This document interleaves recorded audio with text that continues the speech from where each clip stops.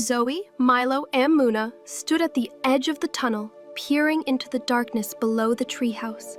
The wooden panel they discovered opened to a steep staircase that spiraled downward, the air damp and filled with the scent of earth and old wood.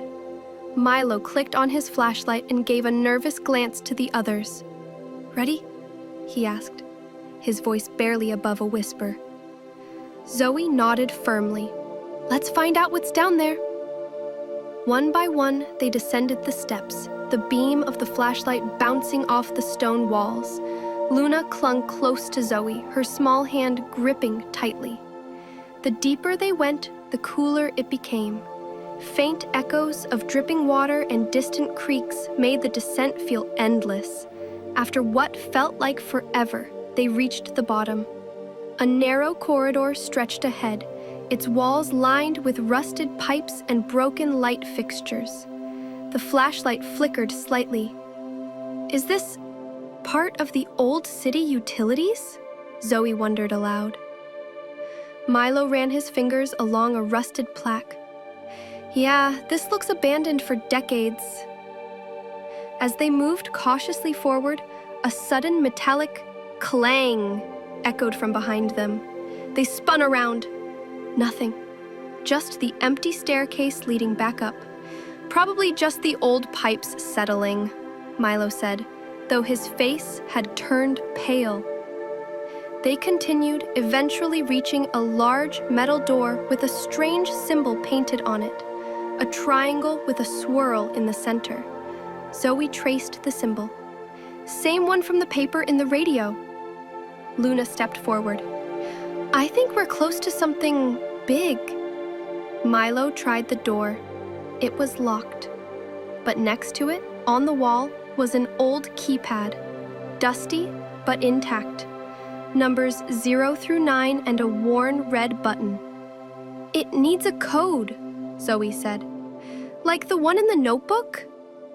Milo pulled out the journal they'd found. He flipped to the last entry Jace had written before disappearing. "The path opens when 3 minds think alike. 9, 2, 7. Let's try that." He typed in the code. The keypad buzzed. Then a loud click echoed as the door creaked open. Beyond it lay a vast chamber, lit by flickering emergency lights. The walls were lined with filing cabinets, old radio equipment, and maps of the city. Zoe whispered, "This is like a secret headquarters." They stepped inside, their footsteps echoing. On one of the tables lay a dusty folder labeled Project Orbit. "What is this place?" Milo asked, awe in his voice. Suddenly, a soft crackle came from a nearby speaker. Then, a distorted voice. "You shouldn't be here. They're coming." Zoe turned swiftly, flashlight raised toward the tunnel's entrance. The distant echo of footsteps grew louder, deliberate and slow. Milo slammed the heavy door shut, pressing his weight against it. "There's no lock on this side," he whispered urgently. "Move! Help me push this cabinet in front of it," Zoe directed. Together, they shoved a rusted filing cabinet across the concrete floor, its wheels squealing in protest. Luna grabbed a nearby chair and jammed it under the door handle. The footsteps paused, and for a tense moment, there was silence. Then, bang! A sharp knock on the door. A voice, low and gravelly. "We know you're in there." Luna's eyes widened with terror. "What do they want from us?" Zoe motioned them to stay quiet. The room, now dim with flickering lights, seemed to close in on them. She scanned for another exit. At the far corner, partially hidden by dusty shelves, was a second door. "There," she pointed. "Come on." They darted across the room. This door led to a narrow hallway lined with photographs and documents pinned to corkboards. Faded headlines read, "Satellite signal intercepted. Government denies involvement." Missing children linked to old broadcast frequencies. Underground base rumored beneath Elmsbury. Milo stopped to examine one of the photos. It showed a group of kids, about their age, standing near the old radio tower. One of them looked strikingly like Jace. "This must be from years ago," he murmured. Suddenly, an alarm buzzed loudly, followed by the same distorted voice. "Security breach in Sector Echo. Repeat, breach in Sector Echo." Luna clapped her hands over her ears. "That's us!" They ran, passing more rooms filled with odd machinery and computers with blinking green screens. Zoe burst through another door, leading them into a room filled with monitors. A huge map of the city lit up the wall, with several blinking red dots. "They're tracking movements," Zoe said. "These dots. Maybe the group that's after us." On the console, Milo found a flashing message. "Play me." With a dusty headset hanging beside it, he hesitated, then placed the headset on. The others watched nervously. A calm voice came through. "If you're hearing this, you found the base. You are not the first, but you may be the last hope. They're trying to erase everything we uncovered. Trust no one above ground. Find the vault. The truth is hidden there." Milo took the headset off slowly. "There's a vault. Hidden somewhere." Zoe scanned the room. On one of the monitors, a blinking icon marked Vault was tagged near the old library downtown. They bolted toward another exit, heartbeats pounding, not daring to look back as the shadow spilled into the room behind them. The emergency exit led them into a narrow maintenance tunnel, lit only by the red glow of backup lights. Zoe held the flare gun tightly, her other hand gripping Luna's. Milo led the way, his flashlight flickering but still functioning. "We can't let them catch us," Milo said. "We have to reach the surface." The tunnel twisted and sloped upward, the air growing warmer. Along the way they passed broken generators, hanging wires, and old control panels labeled with unfamiliar terms like Node Alpha and Power Grid Delta. Luna panted, struggling to keep up. Who were those people? Why are they chasing us? Zoe glanced behind. "I don't know yet, but I think they're part of the same group Jace was investigating."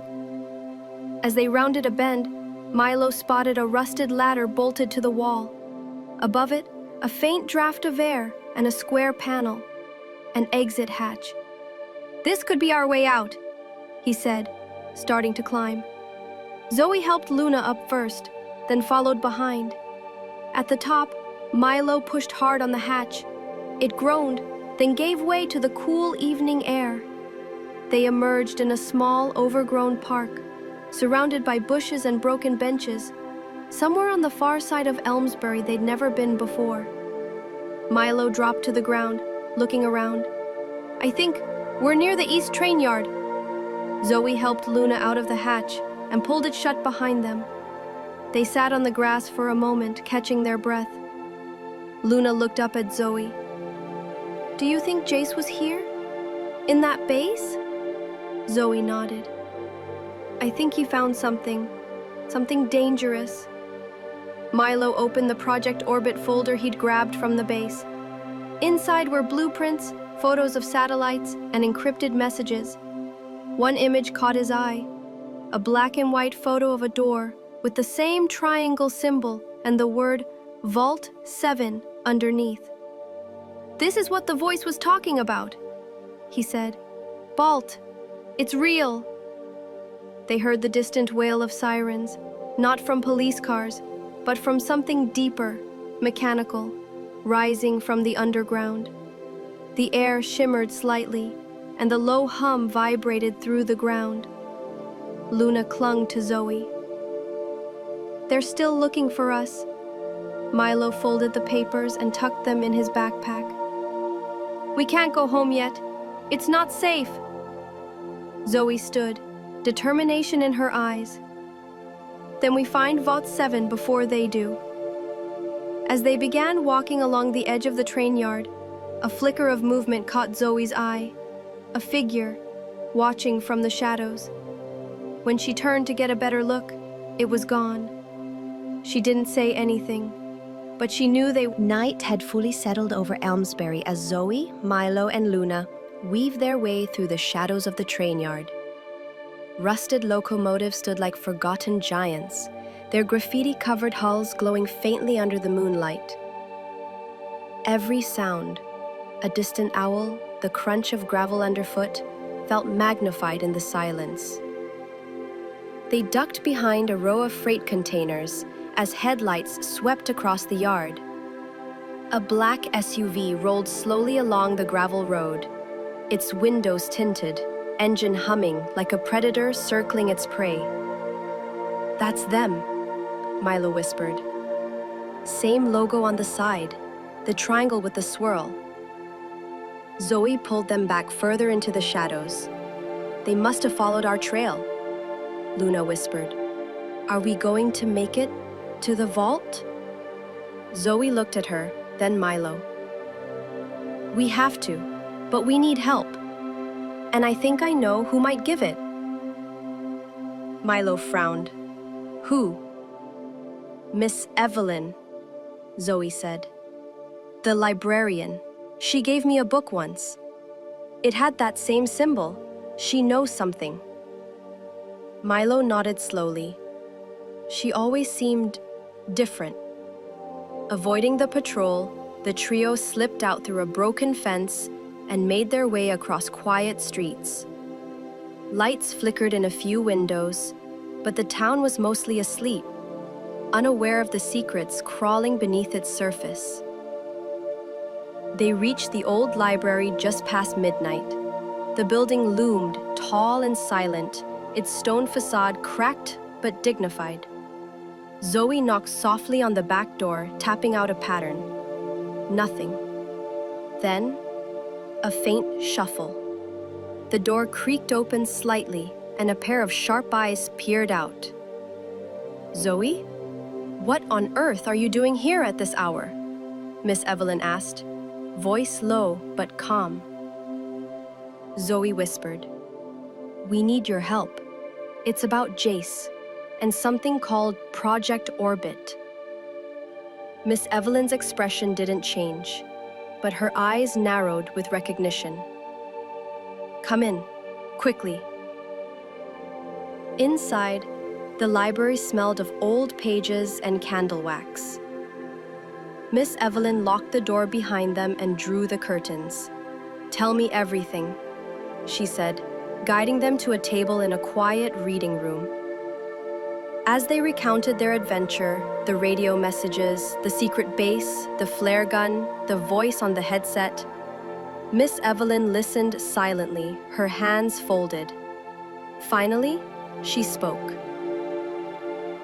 "There are stories, legends, of something hidden beneath Elmsbury. Before the town was even founded, strange signals were recorded in this area. Signals that weren't human." Zoe leaned forward. "Like aliens?" Miss Evelyn shook her head. "Not quite." Miss Evelyn looked each of them in the eye. "Yes, but not just you. All of Elmsbury." Zoe's pulse quickened. "Then we have to find the vault. Before they do." Miss Evelyn closed the book with a thud. "Then you'll need this." From behind the counter, she revealed a small metallic device, glowing faintly. "This is the key, but it only works when the right three people use it together." Zoe, Milo, and Luna exchanged glances. They didn't know what awaited them, but the secret was no longer a whisper. It had become their mission.